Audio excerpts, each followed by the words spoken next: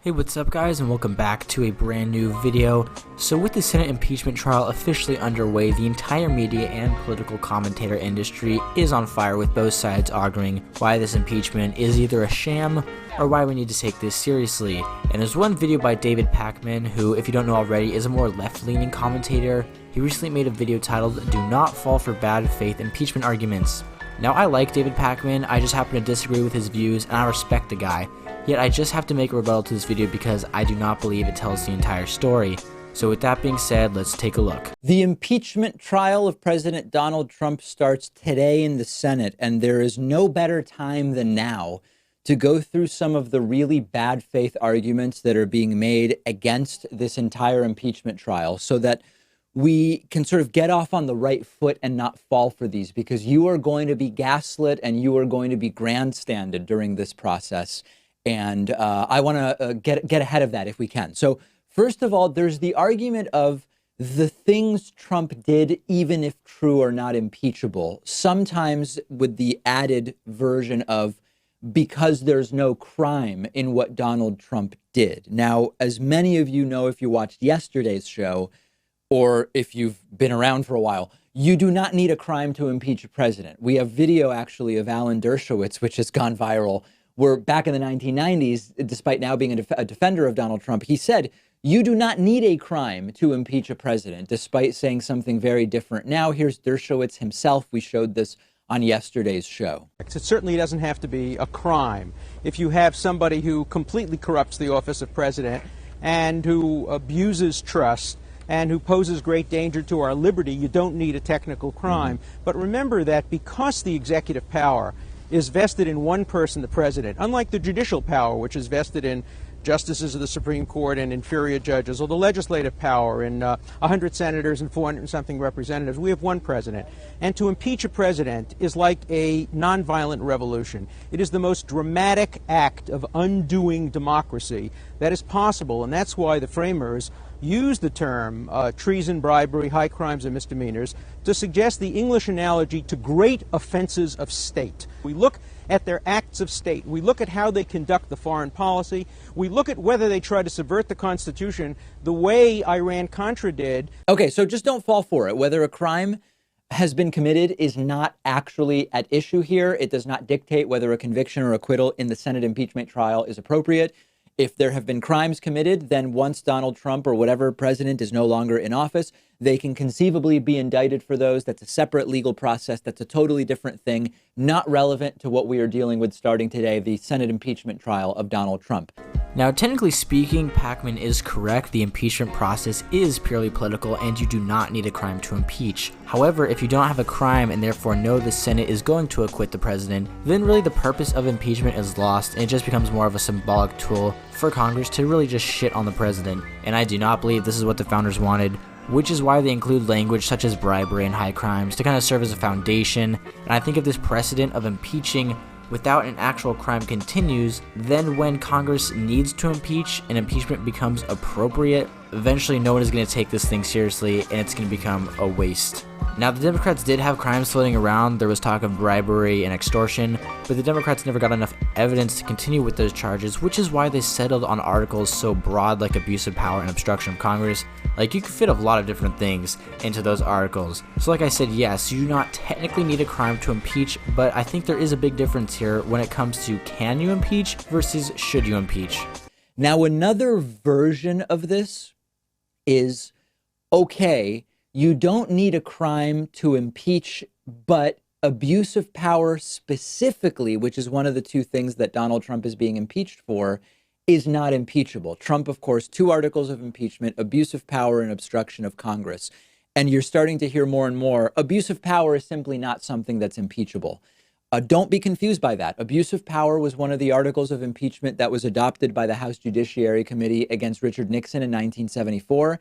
It was adopted against Bill Clinton in 1998. It's nonsense. This is a talking point that will rot your brain if you allow it to. It has already rotted the brain of many unhinged, unflinching defenders of Donald Trump. Okay, so here Pakman is talking about the abuse of power argument, that basically this charge does not warrant impeachment. And I just happen to have to disagree with his take here. Basically, what Congress has done just lowers the standard for what abuse of power should entail, because denying aid to Ukraine for not investigating possible corruption with the Bidens is in the purview of the president's foreign policy authority. Now, does this look good? No, obviously it was messy, and a lot of people defending Trump and people who are defending the GOP acknowledge that the whole thing is messy. No one really denies that, and getting Joe Biden involved is just not a good look, yet there still is an argument to be made that an investigation into corruption with the Bidens was warranted because Hunter Biden would serve as a sort of middleman between the US government and Burisma, and because the Ukrainian prosecutor general was dismissed upon investigating Burisma, which has been argued was caused by pressure from Joe Biden.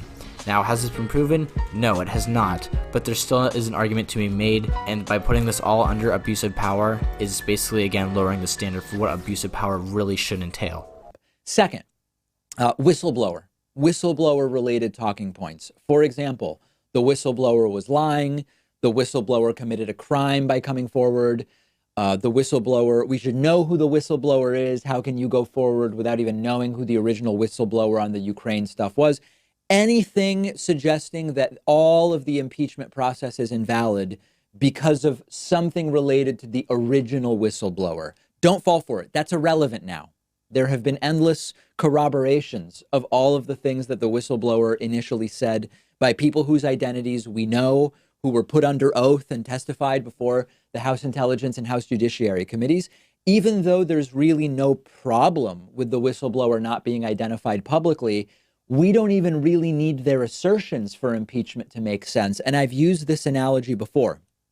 Imagine that someone anonymously calls the cops and says, at 100 Main Street right now, there's a burglary in progress, and the burglars are stealing TVs and expensive works of art. The police show up, other neighbors corroborate, they find someone red-handed burglarizing.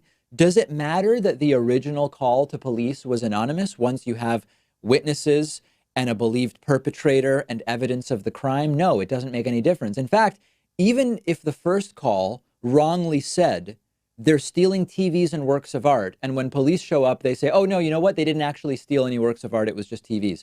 Once the police figure out what's going on, it still doesn't matter that the call came in from someone who was anonymous or that the caller got something wrong. Do not fall for that talking point about whistleblowers. So the next point Pakman makes is that we do not need to know who the whistleblower is because their story has already been corroborated. Well, no, Trump still has a right to face his accuser, and he should, because this is apparently so historic that I really think we should be made aware about who this individual is. I mean, they've created a process that is so historic that to shield their name would just be wrong, in my opinion. I think it wouldn't be good for the whole process at all. And again, no, this story has not been corroborated. For example, Philip Rieker, the acting assistant secretary of state for European and Eurasian affairs, long title I know, he said he had no knowledge that aid was being withheld in return for an investigation, whereas other testimonies are all secondhand or third-hand accounts of what actually happened. Number three, there's the Joe Biden, Hunter Biden, Ukraine corruption angle, okay? And there's a couple versions of that one. There is,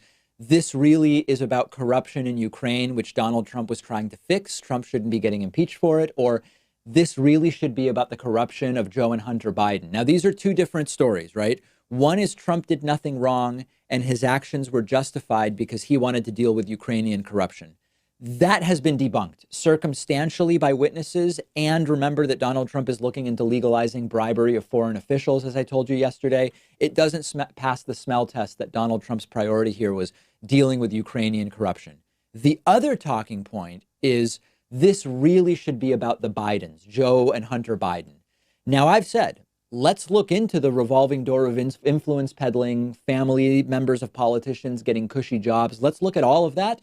And you would have many people in Donald Trump's family who are guilty of that as well. But it's a separate issue. It is not what impeachment is about. Do not allow that talking point to distract you. This is not about Joe Biden.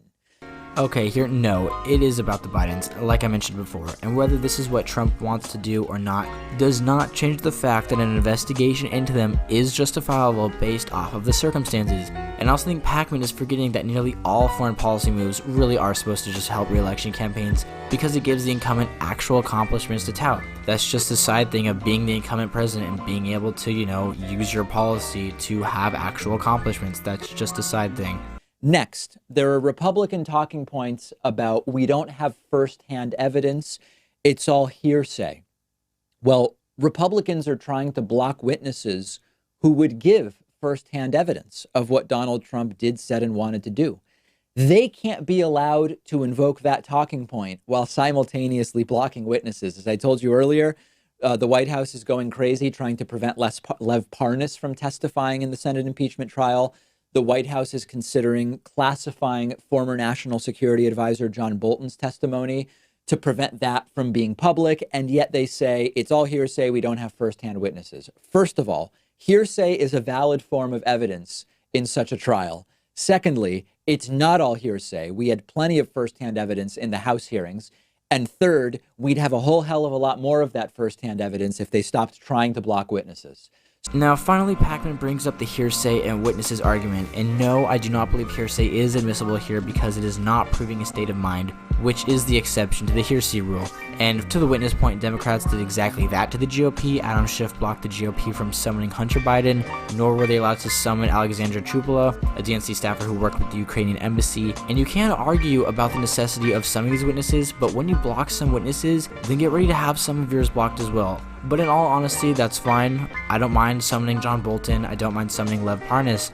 So then we can also summon Hunter Biden and then really get down to the nitty-gritty of this. Now, this is going to be the last argument Pakman makes, so again, I want to reiterate that I like Pakman and I respect his work, but I just happen to disagree with this video, and I believe this video needs a rebuttal because it doesn't account for the entire story in my opinion. But that's going to be it for the video today, guys. I hope you all enjoyed, and if you did, please leave a like and subscribe, and let me know what side you guys agree with, what your thoughts in general about these arguments, and honestly, I'm ready to have a conversation with you guys in the comment section below. But now with that being said, take care, guys, and I'll see you all later.